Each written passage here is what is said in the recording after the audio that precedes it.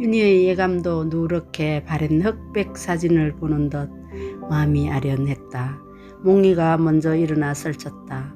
잠이 오지 않는지 현관에서 방으로 새벽부터 난동을 부리고 있었다. 몽이 행동이 오늘 아기가 나올 것만 같다. 딸이 엄마 하고 불렀다. 배가 아프면 아기가 나오나요? 아픈 느낌이 다르단다. 딸은 새벽 1시부터 배가 살살 아파오기 시작하더니 붉은 이슬이 비쳤다.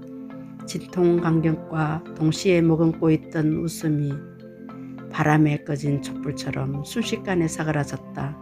그 순간 딸의 얼굴은 일그러졌다. 배를 잡고 진통을 견디고 있다. 진통이 멈춘 사이에 목욕을 하고 옷을 입고 준비를 했다. 몽이는 구석에서 딸이 있는 쪽으로 시선을 고정시켰다. 딸은 진통이 오면 멈췄다가 괜찮으면 준비를 하고 계속 반복했다. 윤희는 몽이와 함께 딸이 순산하기를 마음속으로 빌었다. 조산원에 연락했나? 조산원에 연락하고 진통 간격을 적었다. 아파서 짐볼 위에 구르고 있는 딸의 모습을 보면서 대신 아파줄 수 없는 처지가 안타까웠다. 처음에는 아기가 나오려나 했는데 가면 갈수록 시간이 벌어졌다. 내가 아픈 것은 괜찮은데 딸이 힘들어하는 모습은 가슴이 미어졌다. 아기에게 안 좋다고 조산원에 간다 하더니 더 이상 할 말이 막힌다. 저녁 6시쯤 조산원에 가려고 아파트에서 나왔다. 차들이 도로에 늘어서 있었다. 옆 차선으로 옮기려는 차들이 켠 주황색 방향 지시등이 깜빡였다. 좁은 틈 사이로 조금이라도 움직이려 가거나 끼어드는 차선을 막아서는 차들도 있었다. 붉은 후미등과 헤드라이트 불빛과 뒤섞여 흔들리고 있는 풍경을 보니 빨리 가기는 걸렸다. 시간이 제법 걸려서 조산원이 가까워졌다. 김이 서리기 시작한 창 위로 희미하게 얽힌 도로의 풍경을 본다. 창에 흘러내리는 물감으로 만들어진 그림 같았다. 바로 앞의 풍경인데 아득하게 느껴졌다. 풍경을 음미하는 사이 조산원에 도착을 했다. 조산원장은 진찰을 해보더니 아직 멀었다며 더 머물다 오란다. 조산원에는 대기실도 없었다. 3시간이나 어디서 머물고 오라고 하는 건지 앞이 캄캄했다. 가까이 이마트가 있으니 가서 구경 좀 하고 오세요. 사람이 아픈데 무슨 구경. 일행은 밖으로 나왔다. 어둠을 지키고 있는 도로변의 나무들도 딸의 진통을 구경했다. 엄마 도저히 못 가겠다. 윤희는 이렇게 진통이 오는데 이마트 구경이 되는지 묻고 싶었다. 생전 처음 가본 곳이다. 딸은 걸으면서 진통이 오는지 또 앉는다. 손을 꽉 잡으며 진통을 견딘다. 길거리에서 가다 앉고 걷다 앉고 반복을 했다. 윤희는 조산원 원장이 원망스럽다. 이렇게 힘든 산모를 밖으로 내치다니 병원에 갔으면 바로 대처할 텐데 하는 생각이 자꾸 들었다. 물어물어 이마트를 찾았다. 윤희는 딸과 손을 잡고 가다 쓰고 가다 앉고 이마트가 앞에 보이는데 몇 시간이 걸리는 느낌이었다. 이마트에 들어가서 푸드코너에 앉았다. 주위 사람들은 왜 그런지 의아한 눈초리로 우리를 쳐다보았다. 치즈케이크 먹고 싶다 한 딸은 진통이 심한지 온 인상을 찌푸리며 먹지를 못했다. 사위가 어머님 카프리사 왔어요 하며 내민 한 병을 한숨에 마셔버렸다. 더 있으면 더 마실 태세였다. 목도 타고 복합적으로 갈증이 났다. 딸과 같이 다니면서 입이 바짝 말랐던 것이다. 더 이상 기다릴 수 없어 조산원으로 왔다. 갈 때보다 올 때가 더 힘들었다. 가며 오며 그렇게 힘들었던 딸이 실내에 들어오니 진통을 하지 않았다. 조산 원장은 진찰을 하고 내일 아침에 병원으로 가라고 한다. 무슨 뚱딴지 같은 소리인지 윤희는 속에서 불이 활활 일었다. 아기가 거꾸로 있어요. 여기서 할 수 없어요. 여기서 하는 것보다 병원 가는 것이 안전하겠어요. 조산원 방에서 딸과 사위와 합숙을 하면서 우라통이 터졌다. 처음부터 친정엄마를 데리고 오지 말라고 했단다. 그러나 딸 옆에 있으려고 막무가내로 따라왔다. 윤희가 하고 싶은 말을 하지 못하고 가만히 있어야 했다. 멧돼지의 주둥이처럼 영혼의 뿌리를 헤집어 놓고 싶었다. 그러나 눈을 감았다. 윤희는 잠을 청해 보았다. 조선원에서 잠깐 자는 동안 꿈을 꾸었다. 꿈속에서 한 줄기 바람이 되어 달리고 있었다. 바람의 속도에 몸을 맡기며 천산만산이 보이는 시골 속으로 달려가고 있었다. 바람의 속도에 의해 밀려온 것이 옛날에 살던 기와집에서 내가 아기를 낳고 있었다. 꿈에서 난 아기도 개띠였다. 왜 병원을 가지 않고 집에서 낳았어? 어서 병원으로 가자. 병원 갈 시간이 없어. 지금 아기가 나오려고 한단 말이야. 그런데 아무리 힘을 줘도 아기가 나오지 않았다. 결국 윤희는 의식을 잃어버리고 병원 시트 위에 누워 있었다. 아기가 나오기 싫었는지 뱃속에서 숨을 거두어 버렸다. 결국 병원에서 수술을 하게 되었다. 옆에서 통곡을 하며 우는 딸이 보였다. 그때 놀라 일어나 보니 꿈이었다. 내가 왜 이런 꿈을 꾸었지? 꿈에서 깨어나고도 한참 동안 어리둥절했다. 꿈은 반대라 했으니 괜찮으리라 생각하며 속으로 빌었다. 꿈 이야기는 아무에게도 하지 않았다. 새벽이었다. 조산원장이 또 진찰을 했다.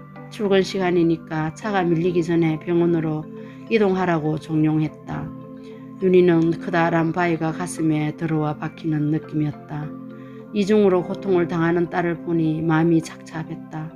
딸은 밤새도록 한숨도 못 자고 얼굴은 몹시 초췌해 보였고 빗지 않는 머리카락이 거친 해초다발처럼 헝클어져 있었다. 셋은 미로 같은 새벽 도로를 달렸다. 서울 시내 추천해준 병원으로 가는 도로는 다행히 밀리지 않았다. 간간히 브레이크 불이 줄지어 있는 곳도 있었지만 오래 가지 않았다. 부연 새벽은 푸르디 푸른 가로등빛이 푸른 멍처럼 가로수 그림자에 보인다. 서울병원에 왔어도 윤희는 대기실에서 기다렸다. 전류가 흐르는 손끝이 찌릿하고 사르르 통증이 훑고 가슴이 먹먹했다. 병원에서 여러 검사를 받고 오후에 유도분만을 해보자고 의사가 말했다. 병실에서 딸의 고함 소리는 윤희의 가슴을 조여온다. 병원 수간호사의 대화가 믿을 수 있었다. 잘 나을 수 있으니 이제 한번 시도해 봅시다. 병원복을 입고 침대에 누워있는 딸을 꼭 안았다. 유도분만을 시도하는 걸 보고 윤희는 밖으로 나왔다. 사위에게 김밥이나 먹이자는 심산으로 나왔는데 김밥집은 보이지 않았다. 보도블럭이 덜컹 눈물이 가려 넘어질 뻔했다. 겨우 지나친 김밥집에 다시 돌아와 김밥과 커피를 사들고 병원으로 들어왔다. 전달할 길이 없었다. 그때 마침 청소부 아줌마가 입원실로 들어가는 틈을 타서 윤희도 함께 입원실에 입구로 들어갔다. 아기가 금방 나오려는데 친정엄마 들어오면 안 됩니다. 정신없는 그 찰나에 친정엄마가 들어왔는지 어떻게 알았는지 의사가 또 나가라고 한다. 윤희는 사정사정해서 그 자리에 있게 되었다. 잠시 후 아기 우는 소리가 병실을 울렸다. 공주입니다. 감사합니다. 윤희는 폰 카메라로 탄생한 아기를 연고포 찍었다. 신비로운 그 시간, 그 찰나, 잊을 수 없었던 시간이었다. 사위는 울면서 아기 탯줄을 가위로 잘랐다. 그렇게 힘든 시간을 견뎌온 딸을 보며 윤희는 속으로 울었다. 지난밤에 꾸었던 꿈 때문에 혼자 속으로 걱정을 많이 했다. 무사히 아기를 낳을 수 있어서 두 손 얼굴 앞에 합장하고 감사합니다. 감사합니다. 되풀이했다. 딸은 아기를 안고 웃었다. 몰골은 말이 아니었다. 움푹 들어간 볼 우물이 깊도록 즐거워했다. 해냈다는 모습이 감격스러운지 눈가가 촉촉했다. 딸과 사이 셋이서 부둥켜 안고 그날 하루 또 합숙을 하게 되었다. 아기를 포함한 네 식구가 함께 밤을 보냈던 그 순간은 다시 올 수 없었을 것이다. 다른 병원에는 아기를 낳으면 데리고 가버리는데 이 병원은 아기를 엄마 품에 두고 간호사가 왔다 갔다 하면서 관리를 해주었다. 조산원에서 부탁을 했던 모양이다.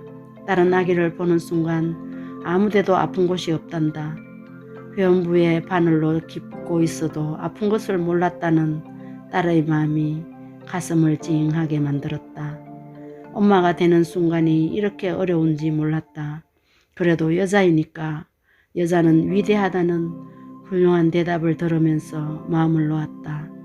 많은 지식을 쌓은 딸은 모든 것을 받아들이는 자세가 되어 있었다. 처음부터 병원을 찾았다면 고통도 경제적인 부담도 적었을 것이다.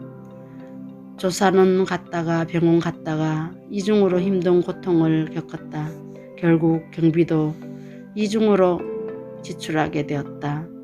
조사는 조사는대로 병원은 병원대로 그래도 순산했으니 참아야 한다고 생각은 하지만 속이 부글부글했다.